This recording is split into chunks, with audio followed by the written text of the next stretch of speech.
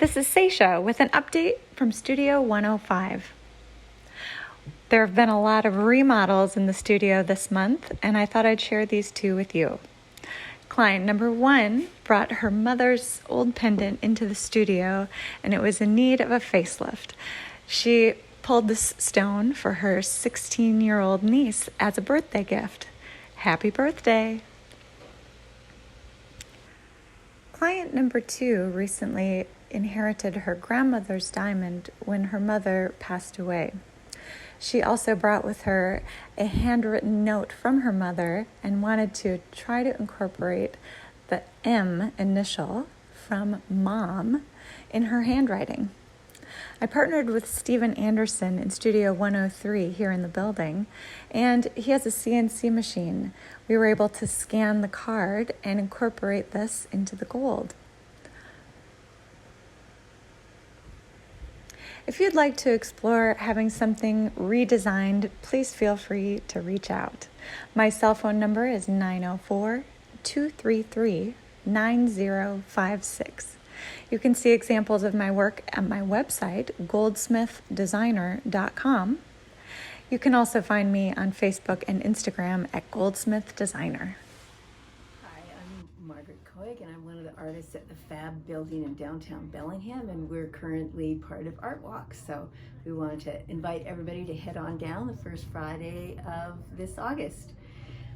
So I've been invited to tell you a little bit about myself. I am a goldsmith, and I do mostly hand fabrication. I work in 22 karat and 18 karat gold, and I use precious gemstones, ethically sourced whenever possible. I was thinking about what is it that people are really looking for, especially after this whole crazy year that we've all been through. And I think one of the things that people are really looking for is something that it's unique, it's authentic, that it is of high quality, like, you know, the idea of really having less, but having it be a better quality, and something that really is going to be around for a long time. So really heirloom quality pieces. And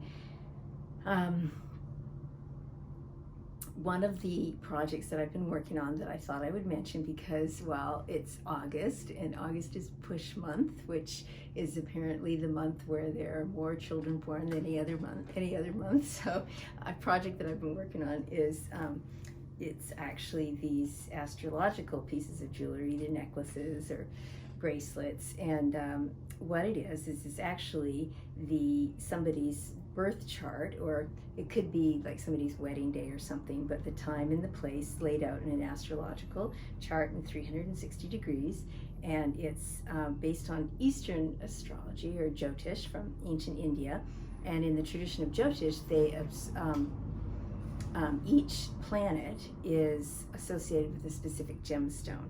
And so I laid out in this particular chart, you can see we've got the constellation of Taurus is the rising sign here, and in the second house we've got a piece of red coral, and that signifies Mars. And then down here we've got some hessonite garnet that represents the node of Rahu.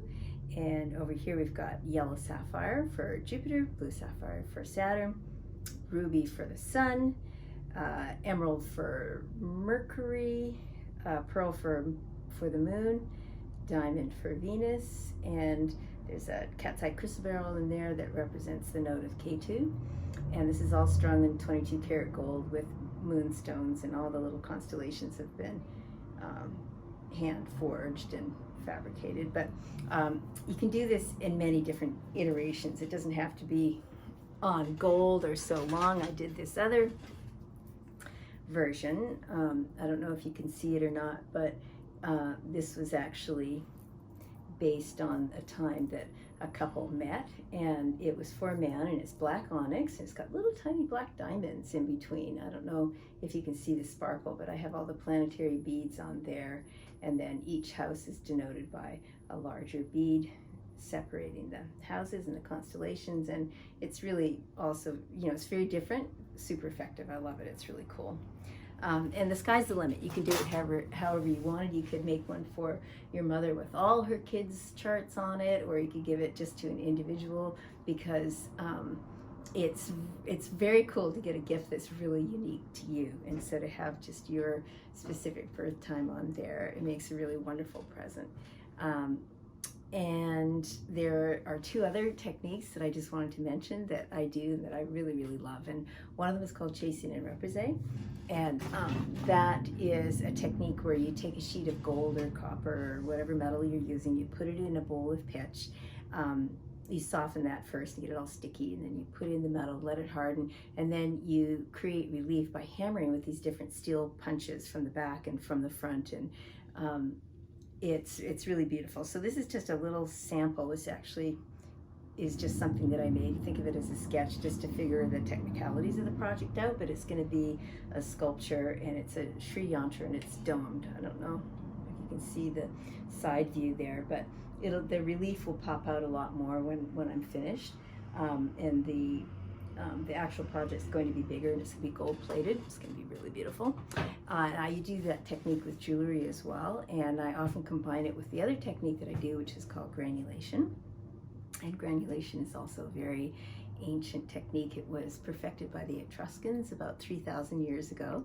That was in ancient Italy, and it involves taking these tiny little granules of gold and fine wire work, and creating these intricate designs and then fusing them onto the base piece of jewelry. So that means you build the whole piece with no solder, because fusion happens at a very high temperature, and you literally make all the granules and wire by hand and place each one on, one by one with a tiny little sable brush. And it's very mesmerizing, very absorbing technique. And it really is difficult to replicate the look of it any other way than just actually doing it, which it's very time consuming, but it's gorgeous. So those are some of the things that I do. I hope that you all get a chance to come down to Art Walk this Friday and enjoy while it's still beautiful and sunny in the Pacific Northwest. And we'll be continuing throughout the fall. And there's many different artists in the building.